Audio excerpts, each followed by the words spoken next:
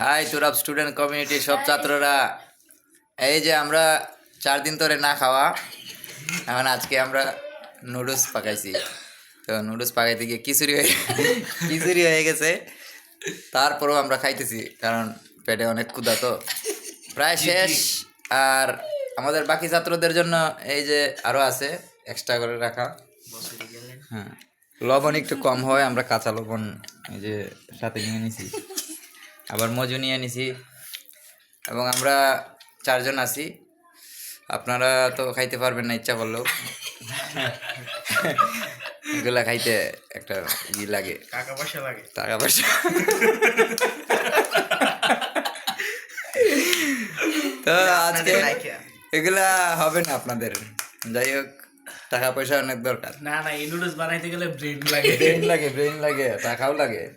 গরিব যারা এরা তো পারবে না অবশ্যই। যাই হোক, মন মানসিকতা ভালো থাকতে হবে, সবাই মিলে একসাথে আড্ডা দিয়ে খাইতে হবে এবং পেটে ক্ষুধা লাগলেই খাইতে হবে। এইটাই নিয়ম, এটাই বাস্তবতা। I love you.